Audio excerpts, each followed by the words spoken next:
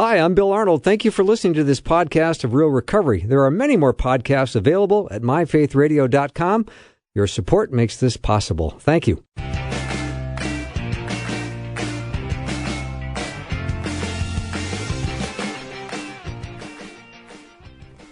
Welcome to Real Recovery.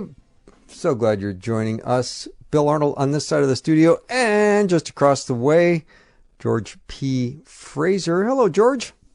Billy, how are you? I'm good. You know, I was thinking about your athletic career. I know you were in ninth, when you were 9 years old, you won the punt, pass, and kick competition.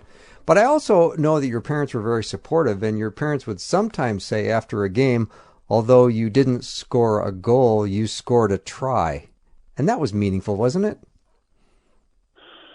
Well, you know, they always were there for me, Bill. And I don't want to deflect away from God talking about my talents. And I just, you know, that's not the purpose of the show.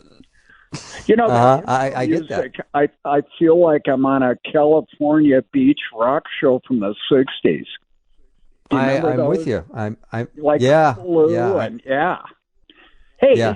I was talking to one of my friends who's a Christian, and we were talking about the godlessness in the last days in 2 Timothy chapter 3.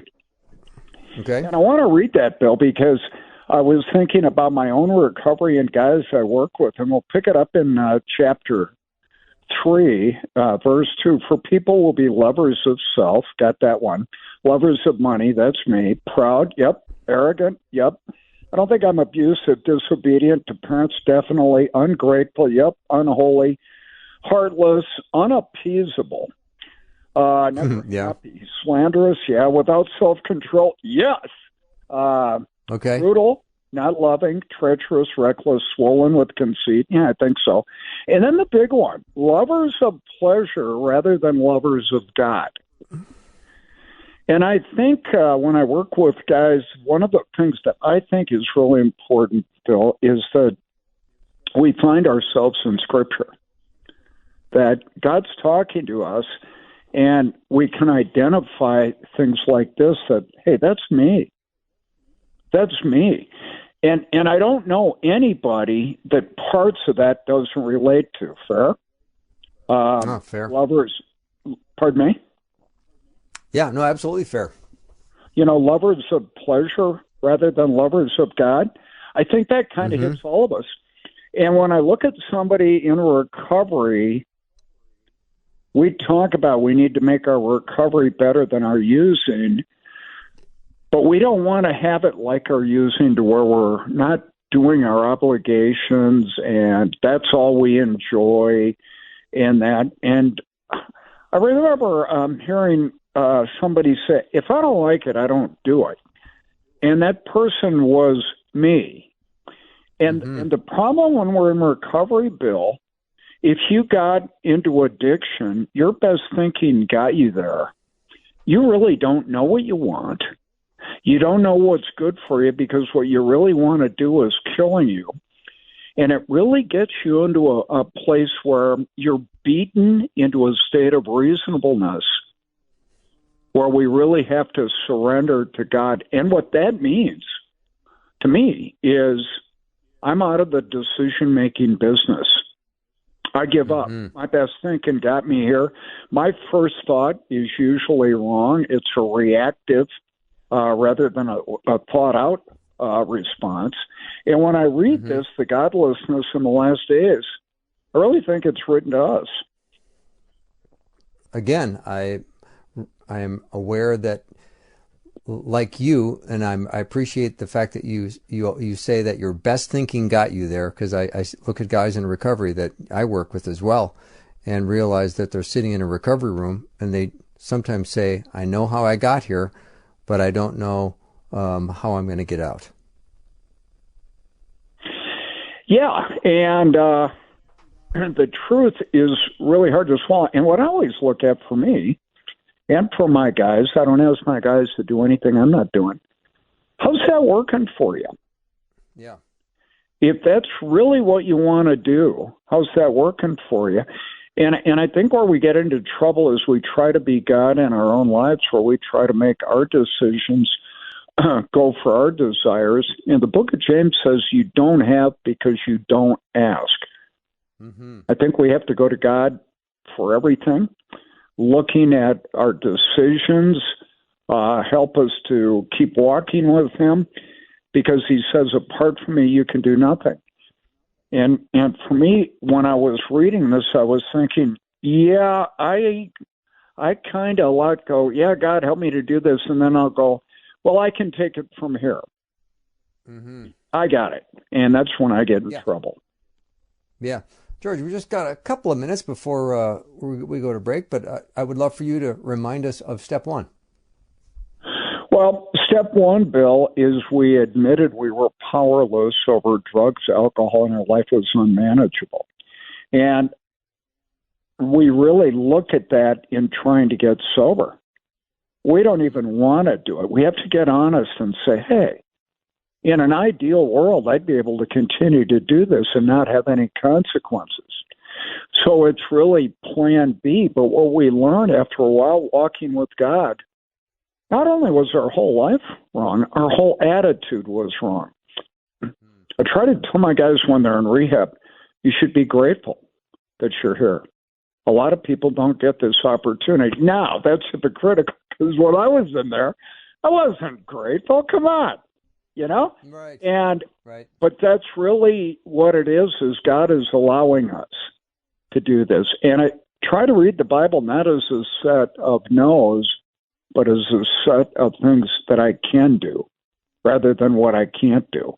And it's about being closer to God and doing his will. Mm-hmm. So when you get past that realization that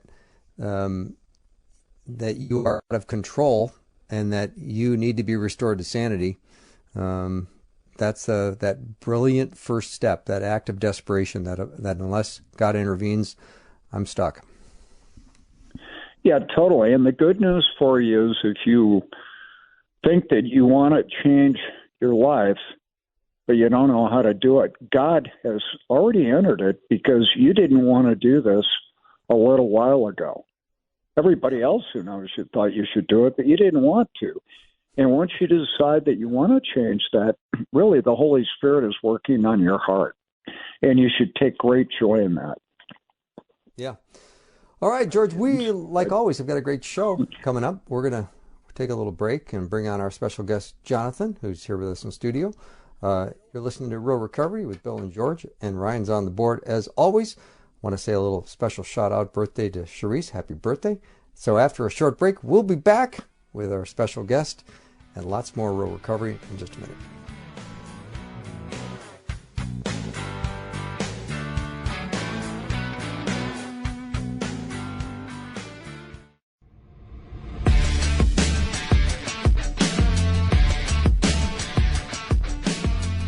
Welcome back to Real Recovery. So glad you're with us tonight.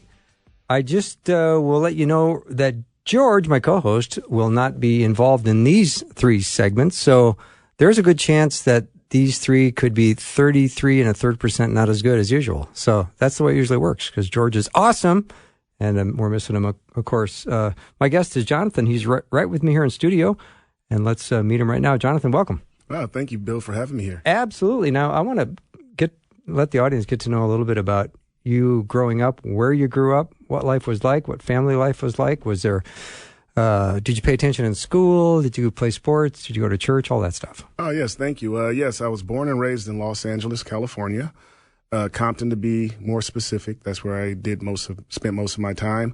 Raised in a single family home. My mother was raised myself, my older brother and my older sister. Did not have dad around, but I had a lot of great father figures in my family, as well as in my educators, my teachers. So that was helpful. Spent a lot of time in church. Nice. My mom is a devout Christian. She would have us go to the early morning services that start at 6 a.m., then the regular service at 8 a.m., then the service after that about 10:30, then after lunch, a 1 to about 4 p.m., 5 p.m. service. And if there was something going on at night, we were there too. So spent a lot of time in church.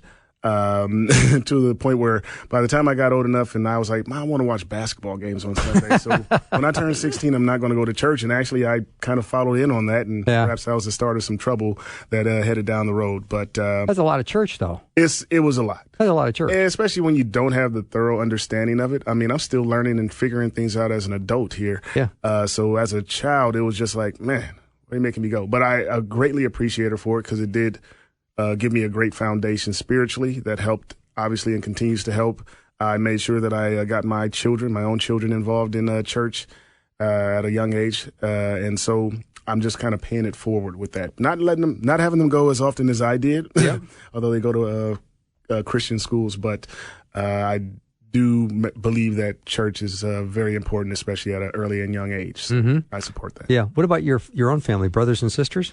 Yes, I have an older brother. Should I use their names? You certainly can. All right, my older brother is Donald. My sister is Carlin. And they have each one child. Nice. My brother has a daughter, my niece Ashley, who has 2 children of her own, and my sister has a son named Carlos, who has a child of his own. And I have 2 kids, my daughter Sophia, who's 11, my son Johnathan Jr., who's 8 years old.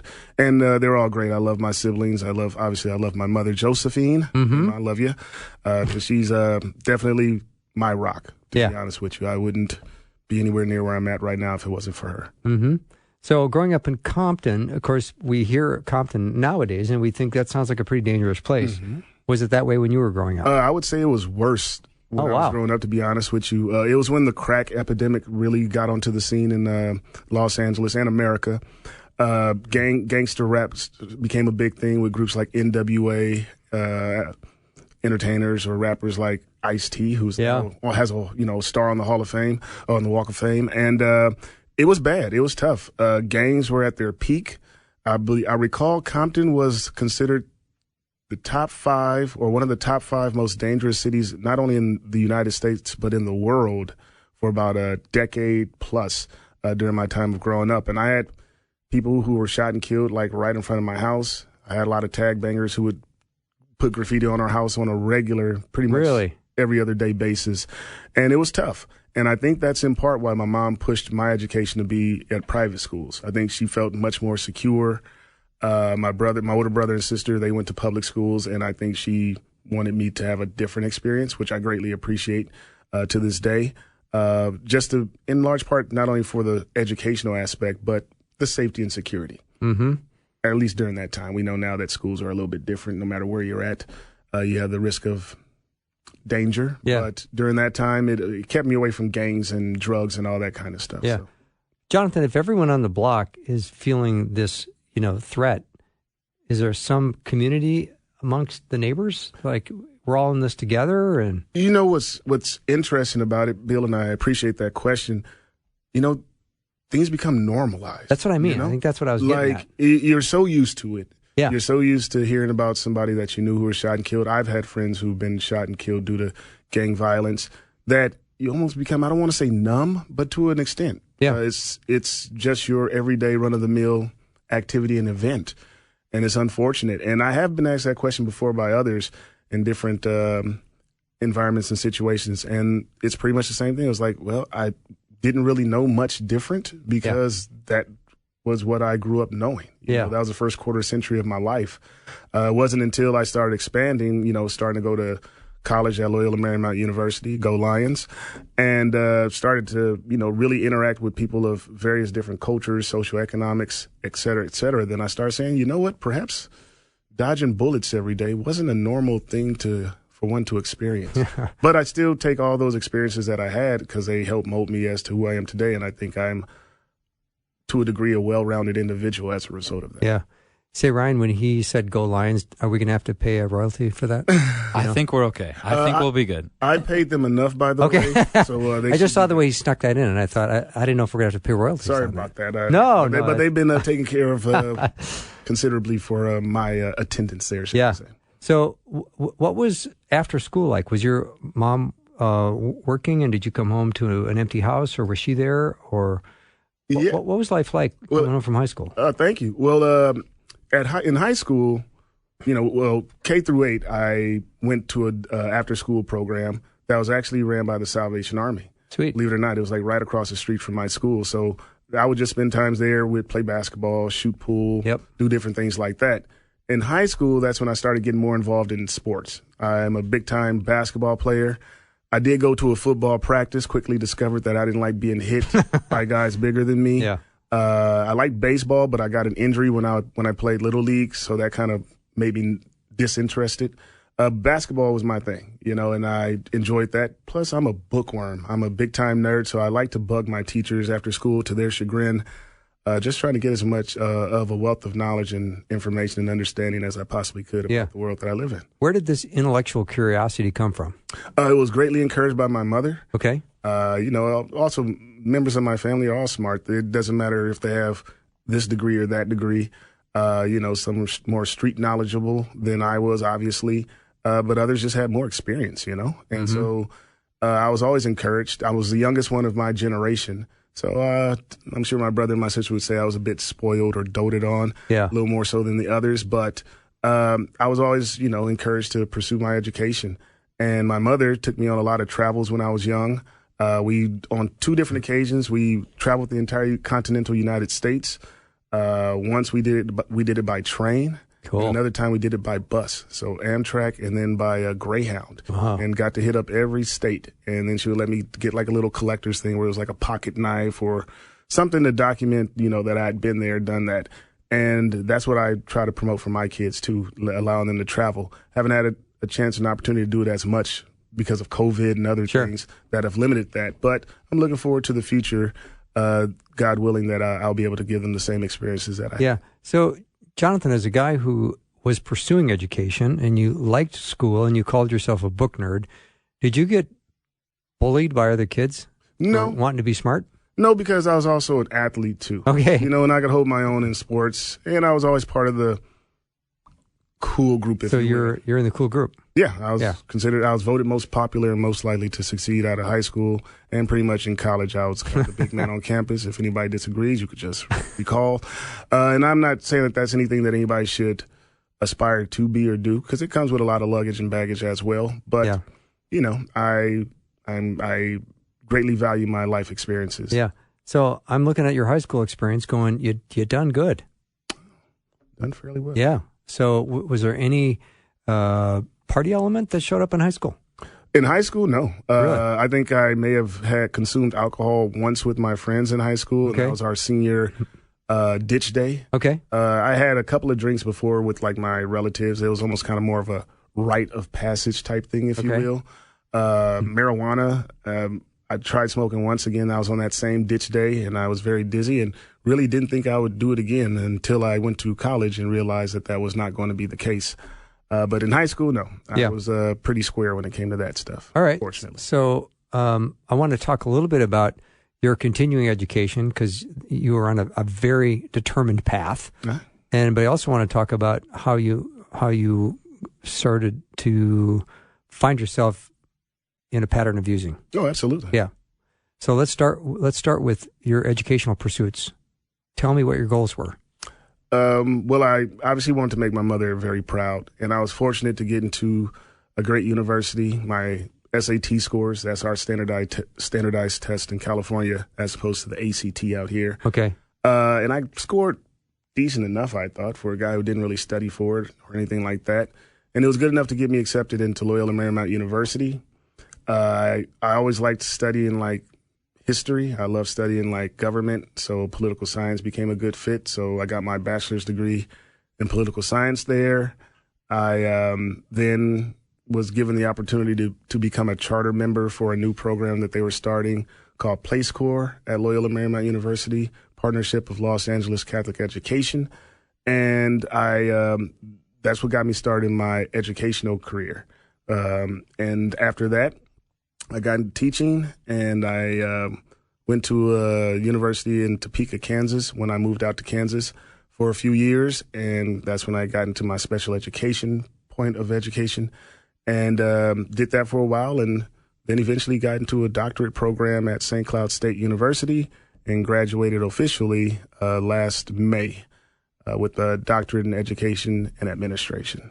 Oh, that's impressive. It was a lot of work. You stayed focused, Johnathan. Way to go. It was touch and go there sometimes. You know, I bet. Again, it was during COVID. On top of that, I was also dealing with some personal life issues that kind of set things back, in my opinion, and it's costly. You know, education does cost.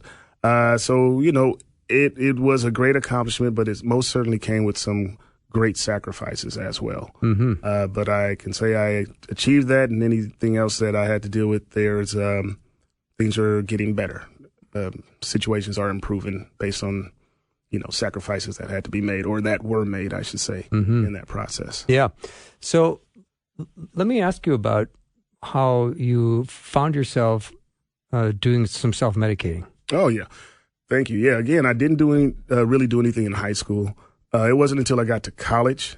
I joined a fraternity there, and, you know, partying was a thing. We were the big frat on campus. And this was all a new experience. You know, I come from Compton, California education and community to now I'm at this grand university sitting on top of this hill overlooking the Pacific Ocean and Hollywood and Santa Monica and places like that, Marina Del Rey. And I'm meeting these very affluent guys who didn't look like me. And they were well connected and had a significant amount of resources as far as money, finances, and being able to just do things. And so that's when I got introduced into, you know, drinking a lot more and, you know, smoking a whole lot more marijuana. Other drugs never really appealed to me, and thank goodness for it. I just enjoyed smoking and drinking in college. But again, that's what most people, or at least the people I hung around with, were doing. So much like gang violence in Compton, to me, it was normal. I didn't really see it as an issue at the time. That happened later on in life. So you found yourself getting into this group of guys that you were very drawn to. Yes. They were living life in a way that looked very appealing to you. It was different. Yeah. I mean, it was different. They had, again, access to things and life experiences that I hadn't had, or nobody around in my lifestyle community stuff. did. It's interesting, isn't it? Oh, yeah. Big time. I mean, I got to see things that I otherwise in all likelihood wouldn't have saw. Yeah. At least at that time. So. Yeah. Give me an example. Well, you know, hanging out with the children of multimillionaires and billionaires and being able to live, albeit very, very briefly, in their environments and vicariously. And living vicariously through them.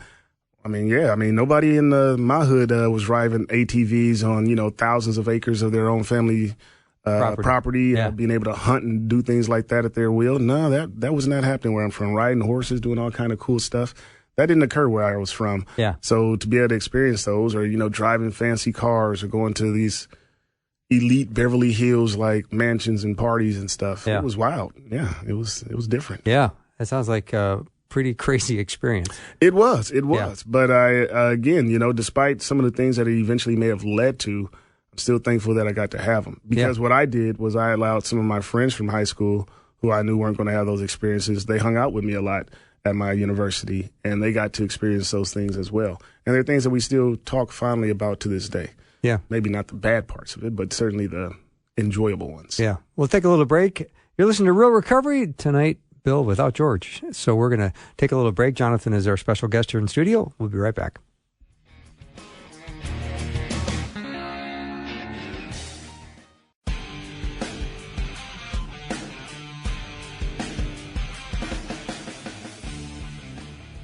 Welcome back to Real Recovery. It's Bill and George, except George is not with us tonight, and we're missing him. But our special guest, Johnathan, is here with me in studio, and Ryan's on the board, so we're all doing pretty good. Johnathan, you painted an incredible picture of growing up in Compton, getting to this amazing university, rubbing elbows with some millionaires and billionaires, which for you was a pretty new experience, and I would say for most of us, it's probably a pretty new experience. But you also had some friends of yours from the neighborhood that were able to participate in some of that fun, and it sounds like overall it was a good experience. But something happened along the way, and you found yourself self-medicating a little more and more. Tell me more about that. Oh, yeah. Well, when most of my other friends were able to stop, once, you know, we got our college degrees, and even me getting a little extra 2 years of it, and getting my master's, I didn't stop. I might not have done it as intensely as I did in college, but I would still drink.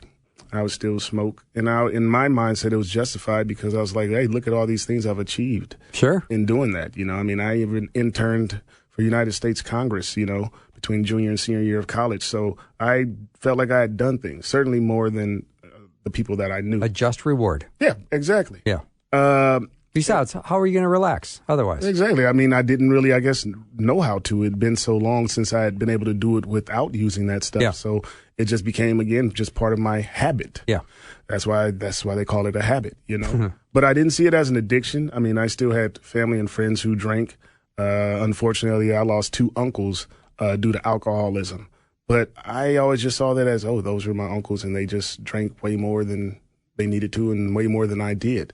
Not thinking that it was the progressive disease that it is.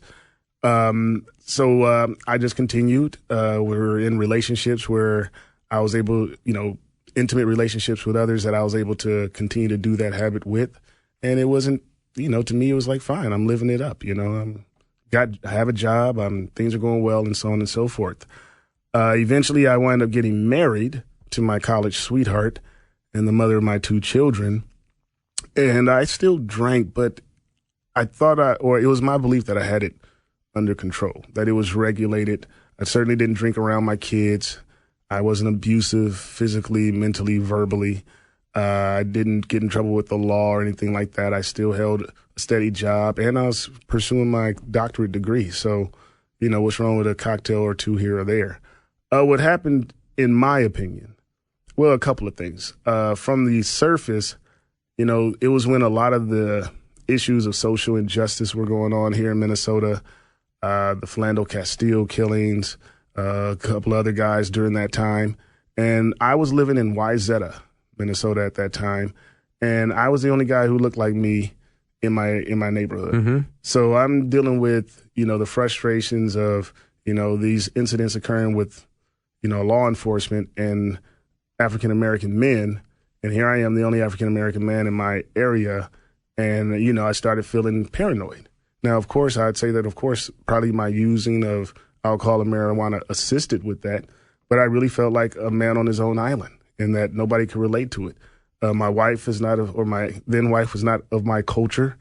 And I think that she didn't always understand where I was coming from. And perhaps it was also, too, me having the inability to explain it to her because these were just my lived experiences. And how could she, who, wasn't experiencing the same things, fully understand what I was doing? Mm-hmm. So I was drinking more heavily, probably to cover up some forms of anxiety and depression, I'd probably say. I then got into a rehab program briefly, but I was trying to address the marijuana, because, again, my drinking, I didn't consider it an issue. I had no DUIs or anything like that. But I was like, I probably need to quit smoking weed. It's expensive, it stinks, If I can knock that habit out, I'll be good. Well, that wasn't the case. Because of my frustrations and other issues, I became estranged with my then wife.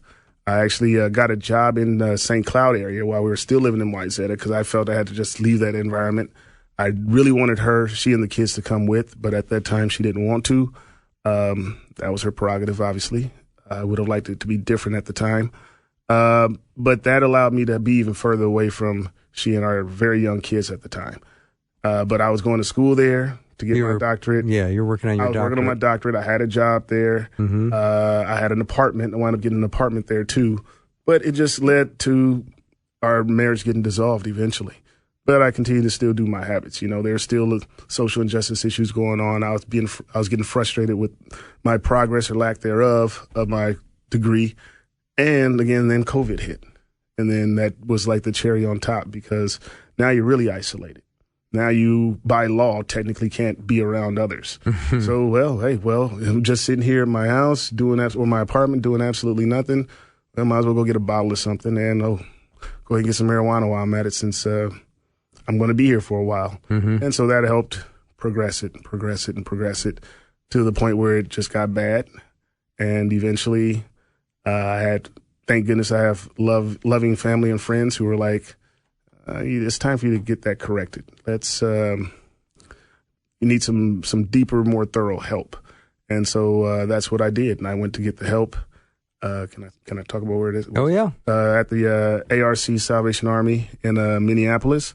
And it's been my saving grace. Because while, yes, obviously I had a drinking and marijuana problem, that was just a symptom to a greater problem. I now understand that it was a spiritual malady that I suffered from. You know, when I made that agreement, or, well, I shouldn't say agreement because she didn't agree, but when I told my mom when I was 16 that I'm going to stop going to church now that I'm old enough to make that decision, I did. And even though I was going to a Catholic high school at the time and then eventually a Jesuit university, you know, I go to mass and whatnot, but it's not the same as having to be at church all day, you know. Didn't have to take it that seriously. Like, that's not my denomination. And even though when I was married, I had my kids go to church, you know, it was non-denominational churches, I still wasn't like trying to be a member of the church per se. So I was a Christian by name, but not necessarily always in practice.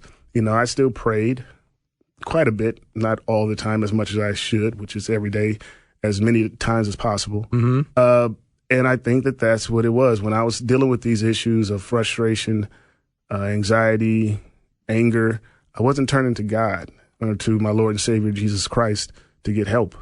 I wasn't even talking to my family and friends about my problems because here I am, this guy who's now, you know, about to be doctor, and I should be able to have all these problems solved myself.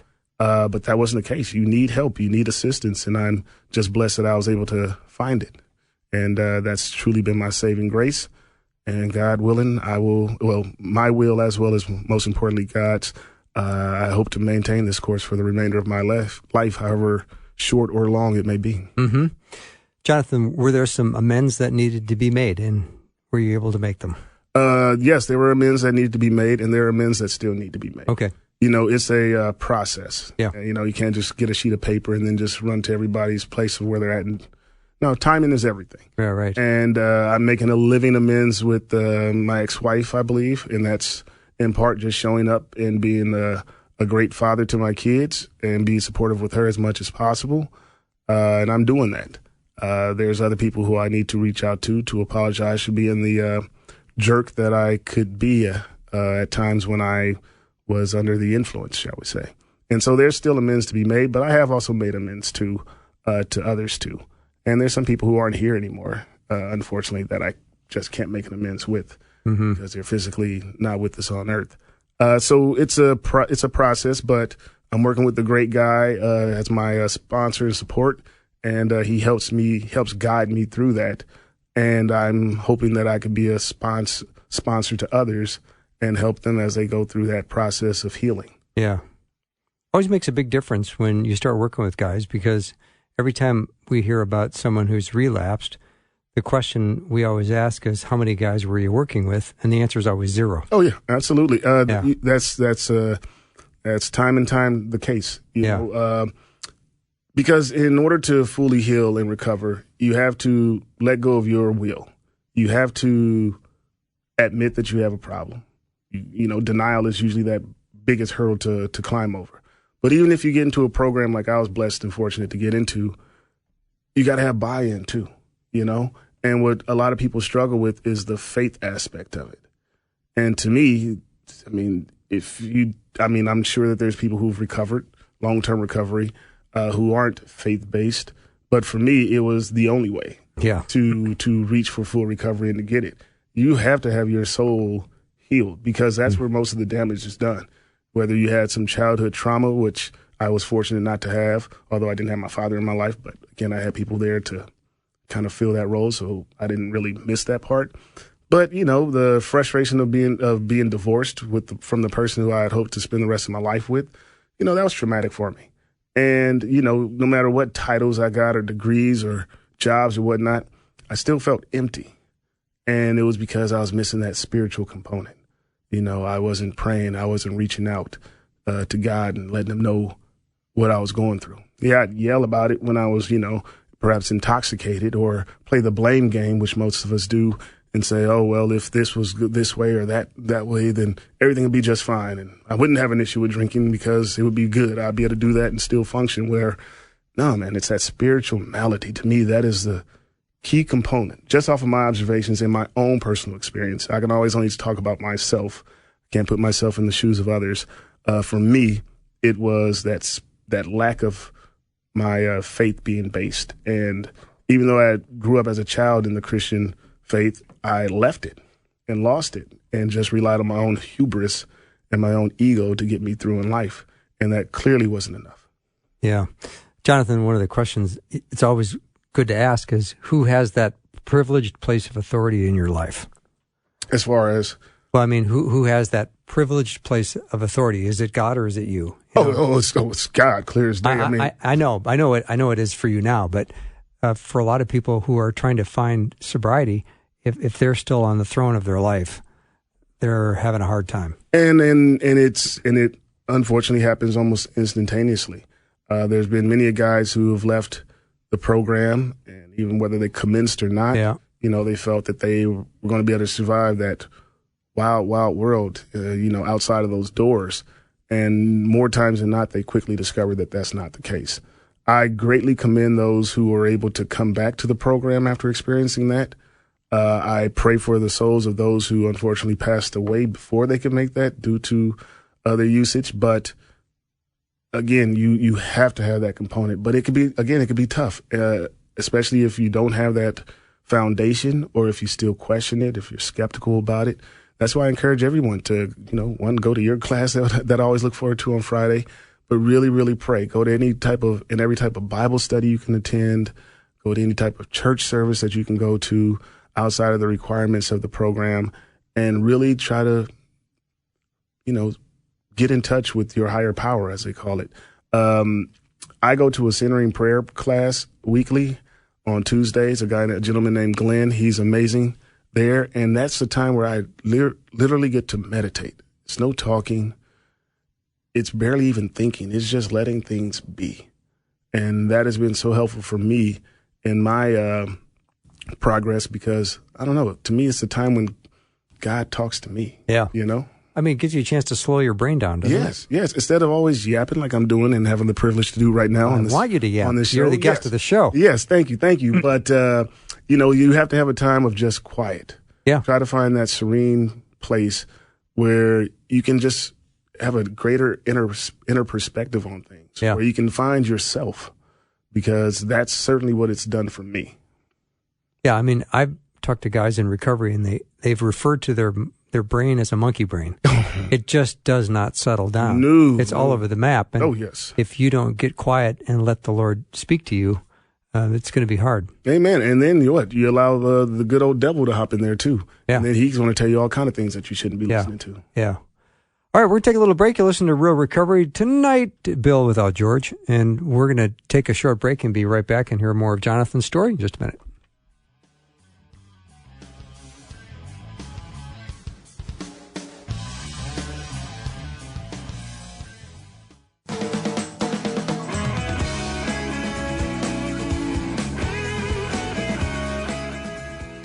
Welcome back to Real Recovery. I'm so glad to have Johnathan with me in studio, and we are hearing his amazing story. God has been so faithful, so good, and although Johnathan did walk away from the Lord for a while, that didn't last too long, and you're back.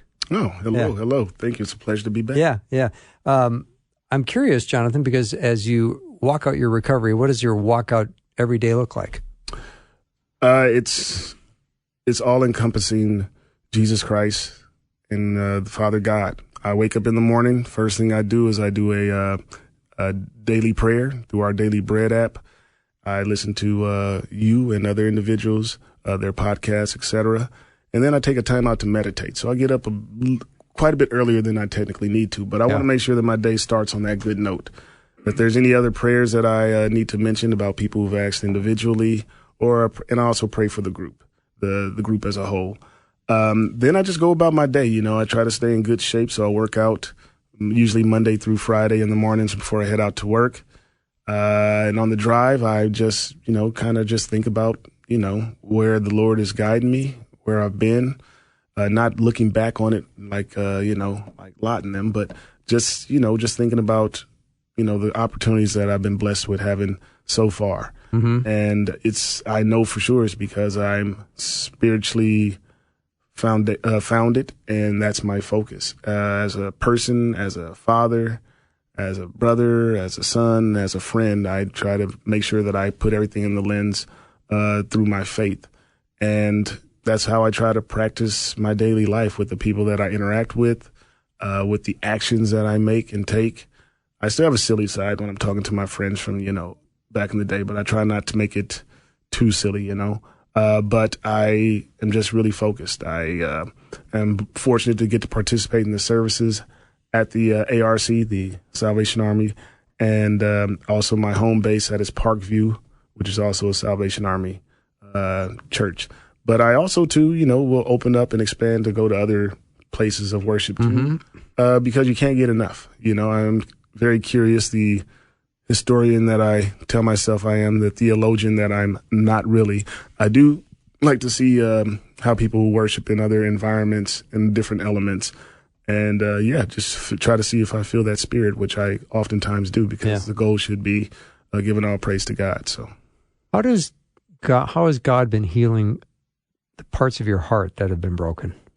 I think a fine example is just looking at the wound that I have currently on my nose. For those of you obviously who can't see because we're on radio. By the way, I was always told I have a face for radio, so this works out perfectly. But I had a procedure done on my nose yesterday, and they had to remove a piece of it to make sure it wasn't cancerous and all that. Then they stitched me up, so I look like the seams of a baseball kind of on my nasal area. But to me, it's also a great metaphor to recovery as itself. Going back to that spiritual malady, we all have these deep wounds, whether we come into a program like I did or you're still out on the streets. We're deeply wounded. Something or some things, many things perhaps, have happened to us that have made us lose touch with God, our spirit, our souls. We've just became worldly in our thinking and think that everything is just wrong and bad, usually pointing the fingers at our very own selves. And we allow that wound to eventually fester because we choose not to find the proper medication for it. We'll find other medicines. We'll become self-medics real quick, but we don't find the proper and appropriate medicine to heal these wounds. And so as they continue to fester, well, then when things become festered, they usually wind up dying out, right? They become gangrenous and eventually die, become dead. And that's what happens to those of us who are dealing with addiction of any type, sex, drugs, alcohol, whatever the case may be. We become dead if we don't get that medicine on time. And so I encourage anyone, male or female, who is needing help, or people who are family members or loved ones of people who are going through these struggles, to please reach out to them. Encourage them to go to places like the Adult Rehabilitation Center of the Salvation Army in Minneapolis, or any other place that can provide them service where they can get that spiritual malady cured, because then that'll lead to the mental healing.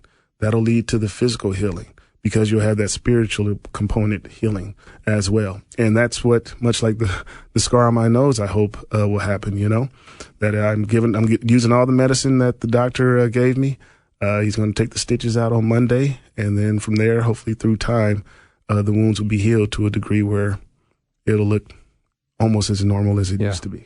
If you're looking to save some money, I'll take him out on Monday. Oh, well, he told me it was pretty much already covered, but I appreciate well, I'm just trying to... I appreciate that very much. I'm just trying to help. I think he's going to have some numbing medicine so it doesn't hurt. At least that's what I'm telling myself. I can't offer that.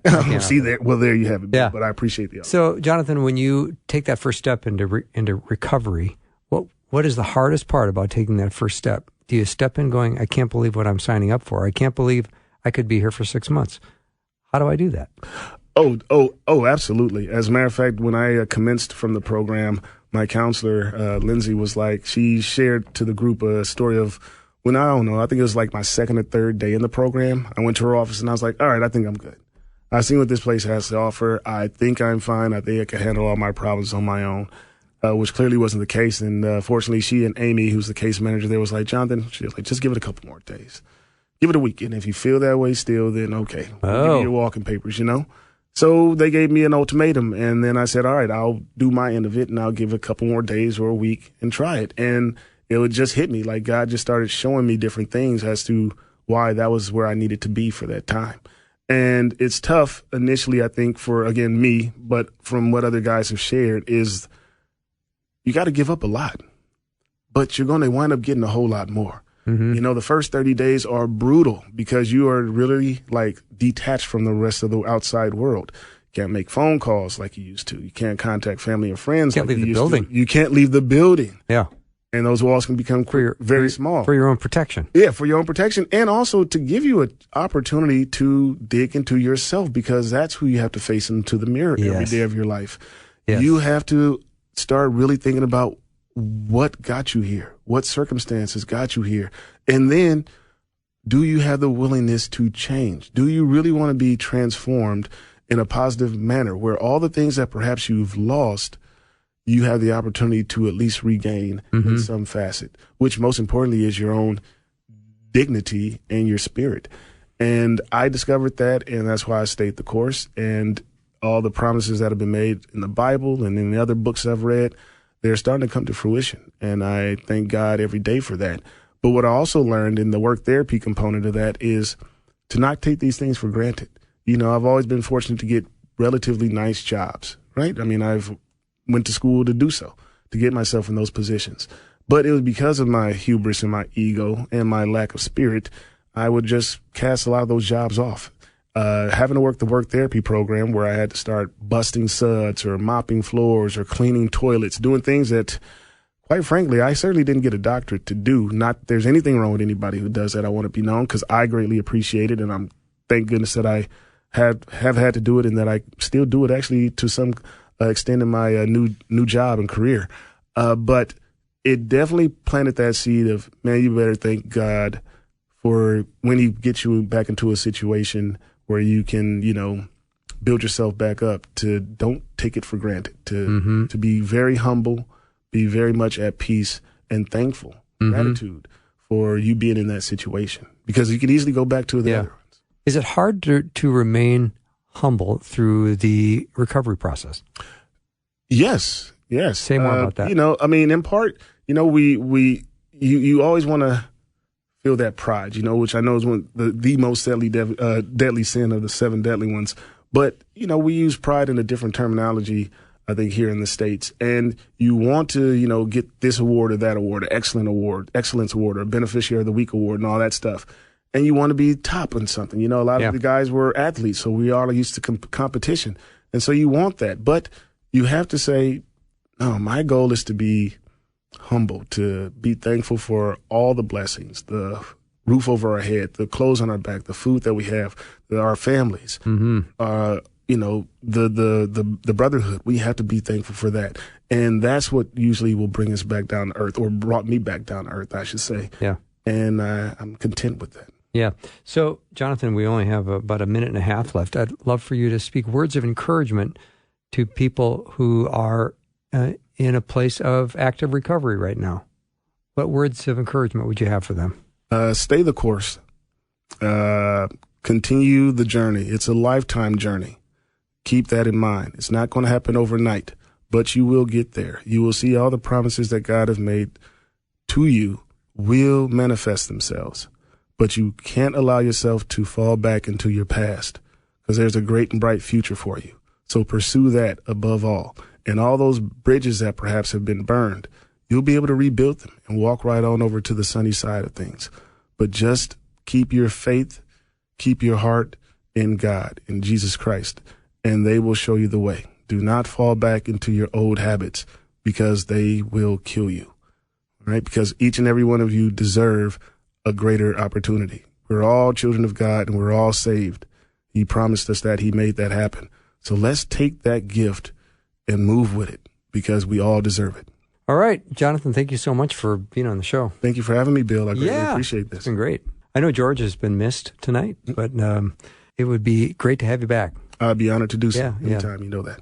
All right. That wraps up our show for the night. Thank you so much for spending time. Have a great week, and we'll see you next time.